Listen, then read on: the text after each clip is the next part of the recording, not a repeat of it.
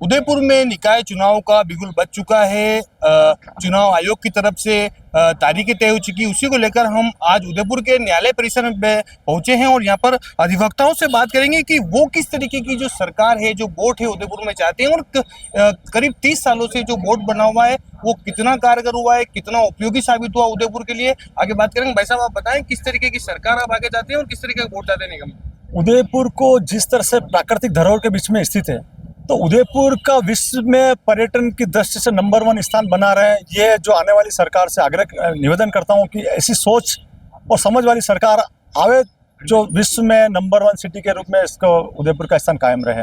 अभी 30 सालों से कितना संतुष्ट है भाजपा का बोर्ड रहा है? जिस तरह से जो महापौर जो सरकार है, ये अपने समझ और सामर्थ्य के अनुसार जो कार्य किया है, हम संतुष्ट हैं। परंतु उदयपुर की जनता से आग्रह है कि ऐसी जनता को चुने, ऐसे नेताओं को चुने और ऐसे पार्षद को चुने जो इस उदयपुर को इस विश्व पर्यटन की दृष्टि से प्रथम स्थान पर रख सके।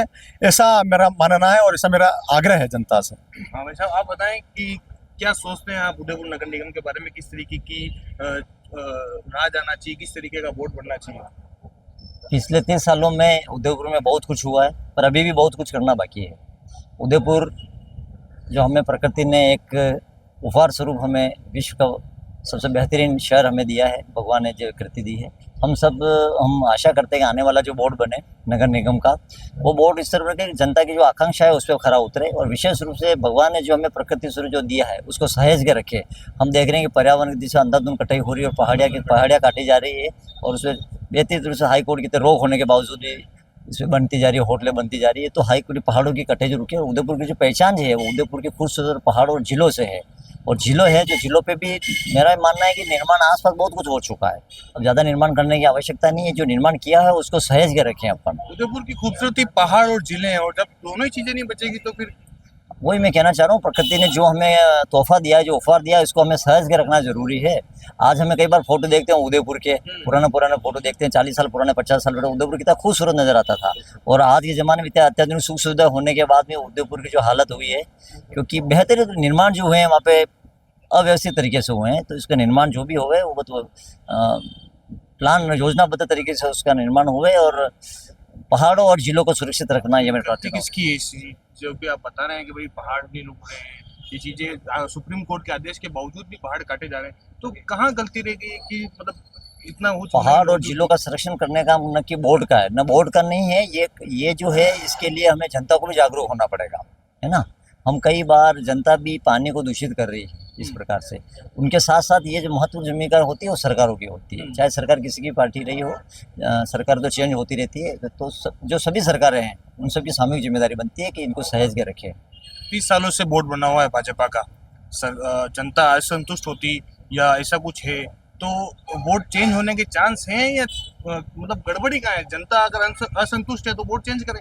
नहीं, ये नहीं कह सकते जनता असंतुष्ट है। आपने सही फरमाया, अगर जनता असंतुष्ट होती तो बोर्ड को परिवर्तन कर देती है। पर पिछले 95 से कंटिन्यू बोर्ड रिपीट हो रहा है, ऐसा मतलब कि बोर्ड ने जनता की आकांक्षाओं के ऊपर काम तो किया है, लेकिन नाराजगी भी नजर आती है भाई साहब। पर जहाँ काम होता है वहाँ नाराजगी होती है। तो मैंने अपने फर्स्ट में यही कहा है कि काम हुआ है पर बहुत कुछ करना बाकी है, उस पर आगे बढ़ना है अपन को।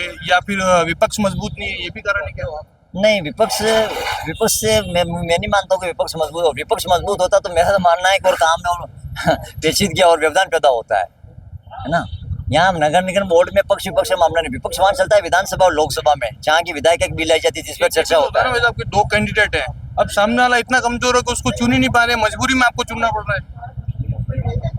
नहीं, ऐसा नहीं है। यहाँ पे जो स्थानीय निकाय के चुनाव होते हैं निश्चित रूप से ये राजनीतिक दल और चुनाव चिन्ह के आधार पर होते हैं, पर इसके सिवा इसके आधार पर व्यक्तित्व भी देखा जाता है कि उसकी सक्रियता कितनी है वार्ड में, वो कितना काम करवा सकता है। ये लोकल बॉडी के चुनाव है, इसमें आदमी का व्यक्तित्व देखे ही आदमी वोट देता है। व्यक्तित्व के अनुसार ही वोट मिलेंगे और मांगे जाएंगे। हमारे साथ सीनियर अधिवक्ता भी मौजूद है। सर, आप बताएं कि कैसे देखते हैं इस चुनाव को? मैं Ratan Singh Rao, member bar council of Rajasthan, 2 बार अध्यक्ष बार एसोसिएशन उदयपुर और 46 साल से उदयपुर शहर में न्यायालय में वकालत का कार्य कर रहा हूँ।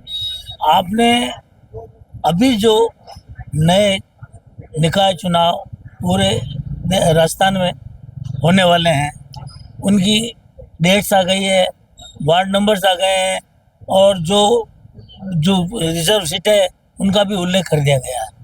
पिछले 30 सालों से इस बोर्ड पर भाजपा का कब्जा है, परंतु इस 30 सालों में और उसके पहले के 30 सालों में कितना विकास हुआ और नहीं हुआ, ये आपके सामने है। ये एलिवेटेड रोड बनने में आपको 30 साल लग गए, जबकि आज से 15-20 साल पहले बन जानी चाहिए थी। अब ये भी अधूरी बन रही है। तो आज का जो यातायात है, उदयपुर शहर विश्व का दूसरा कश्मीर है। यहाँ पे इतने पर्यटन आते हैं कि उदयपुर जाएंगे, और वहाँ जाकर के इतनी यातायात की स्थिति आ जाए, उदयपुर से वापस फतेहपुरा जाने में अगर 1 घंटा लगता है, तो ये किसकी कमी है? यातायात की कमी है। तो इसमें सरकार भी जिम्मेदार है और निकाय भी जिम्मेदार है, और कहीं ना कहीं पब्लिक भी जिम्मेदार है। पब्लिक में अवेयरनेस नहीं है, बाकी किसकी औकात है कि उनका जो वास्तविक अधिकार है उसको पाने के लिए लड़ना पड़ेगा। अपराध सहना भी अपराध है। आपका कर्तव्य क्या है, आपकी अधिकार क्या है, आपके उत्तरदायित्व क्या है, अपन जानते हैं, सब पढ़े लिखे हैं, ज़्यादातर जनता पढ़ी लिखी है, परंतु बार बार रिपीटेशन हो रहा है। उसका कारण विपक्ष की कमजोरी भी है, विपक्ष के पास चेहरे नहीं है, और विपक्ष अब ऐसा लग रहा है कि विपक्ष कहीं न कहीं मजबूत हो रहा है और एकजुटता आ रही है। तो कुछ समय के लिए, जब कितने साल तक कांग्रेस का राज है, अभी बीजेपी का राज है, तो कभी नहीं, ये जनता पे डिपेंड करता है, कब किसी को लिया हुए कभी किसी को भेजते हुए। तो ऐसी स्थिति में हमारे विश्व स्तरीय सुंदर नगरी उदयपुर का सहजना, उसकी पार्किंग, लोगों के यातायात की व्यवस्था, लोगों में बीमारियां होती है, कई हॉस्पिटल खुल गए हैं पर उनमें डॉक्टर्स नहीं है, केवल वो बिल्डिंग खड़ी कर दी है। डॉक्टर्स की जब तक तो अहमदाबाद क्यों जाना पड़ता है? अहमदाबाद वाला बॉम्बे क्यों जाता है? बॉम्बे वाला पुणे क्यों जाता है? यही एक डॉक्टर की जो कैपेसिटी है, जो उनका नॉलेज है, उनकी जो ट्रेनिंग है, उसके आधार पर आगे पीछे जाते हैं। पर नो डाउट अहमदाबाद में इलाज अच्छा होता है, इसलिए तो जाते हैं, और एक विश्वास होता है। तो जनता किस पे विश्वास करे और किसको जीता है, ये आज कहना बहुत मुश्किल है। उदयपुर के लोकल मुद्दे बहुत हैवी होते जा रहे हैं। कहीं भी जाते हैं अपन तो नालियों के मुद्दे हैं, सीवरेज के मुद्दे हैं, सफाई के मुद्दे हैं, इनसे जनता बेहद दुखी है। तो इसको कैसे देखते हैं आप? ये कितना प्रभाव डालेगा? निश्चित रूप main से, मुद्दे तो होते ही हैं वैसे। निश्चित रूप से जो ये ड्रेजन वाला मामला है, पानी का निकास नहीं है, और जो जल व्यवस्था वो भी पूरी नहीं है, और सही यहाँ तक यातायात भी पूरा नहीं है। हॉस्पिटल्स, गवर्नमेंट हॉस्पिटल्स में उनके अंदर कचरा पड़ा हुआ है। आपके कचरा पात्र डाल देते, महीने मैंने भी बताया था, हर मोहल्ले में एक जगह कचरा जगह बना देते हैं। वहाँ पे कितनी गंदगी रहती है, वहाँ पे गायें कचरा खा रही है। एक तरफ तो गाय माता की आप ये कर रहे हो, उधर वो खा रही है, उनको कोई चिंता नहीं है। ऐसी स्थिति में डंपिंग यार्ड, यातायात व्यवस्था, हॉस्पिटल और एलिवेटेड रोड अगर पूरा बन जाता है तो एक कुछ समस्या हल हो सकती है, बाकी वो बड़ा मुश्किल है। उदयपुर में अभी कई प्रकार की उन्नति करनी आवश्यक है। कई प्रकार के लोग आते हैं, जैसे नीमच माता के लिए वो बना दिया है, और करणी माता के यहाँ बना दिए, तो यहाँ लोगों को सुविधा मिली है, परंतु ये बहुत कम वर्क आंका जाएगा। इससे उदयपुर का विकास, डूंगरपुर देख लो, पूर्णतः स्वच्छ है। तो ऐसी स्थिति में अपने को ऐसे व्यक्तित्व को लाना है जो उदयपुर का विकास कर सके, उदयपुर जनता की आवश्यकता को समझे, उदयपुर में सफाई व्यवस्था को समझे, उदयपुर में जो जो आवश्यकता है उनकी पूर्ति करे। ऐसे व्यक्तित्व को लाना अति आवश्यक, ये जनता से अपील करता हूँ।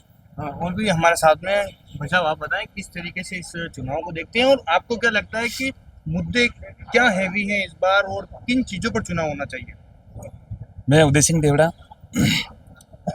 इस बार जो चुनाव होने वाले हैं, परिसीमन के बाद में 80 सीटों के लिए इस बार नगर के चुनाव होंगे, और उसके बाद में महापौर चुना जाएगा। जो बोर्ड आएगा, देखिए बोर्ड आएगा किसका आएगा ये भविष्य के गर्त में है, पर मेरा ये मानना है कि नागरिकों के अपने कर्तव्य के प्रति अवेयरनेस होनी जरूरी है।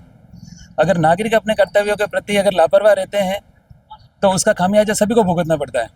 तो मेरा ये कहना है कि सबसे पहले नागरिकों को अवेयरनेस लानी पड़ेगी, चाहे छोटी से छोटी बात हो, कचरे की लेके हो, ट्रैफिक की हो, या अन्य और भी कोई चीज़ें हैं, तो उसमें नागरिकों को भी अपना ध्यान रखना चाहिए। कि उनको अवेयरनेस लाते हुए अपने जो कर्तव्य हैं उनके प्रति उनको समर्पण रखते हुए काम करना चाहिए। और पर्यावरण को संरक्षित करने के लिए केवल बोर्ड का ही काम नहीं है, सरकारें आती जाती रहती है, पर नागरिक हमेशा रहते हैं। तो नागरिकों का ये कर्तव्य है कि वो सारी चीज़ों को एक साथ देख करके उसके हिसाब से अपने कैंडिडेट चुने और उनको जिताएं। तो ये थे उदयपुर के अधिवक्ता जिन्होंने बताया कि सरकारों की जिम्मेदारी तो रहती है शहर के विकास के लिए, लेकिन नागरिकों को भी अपनी जिम्मेदारी समझनी होगी और देश हित में आगे आना होगा। शहर के विकास के लिए नागरिकों को भी अपनी जिम्मेदारी समझकर आगे बढ़ना होगा। 24 न्यूज़ अपडेट के लिए अमानत।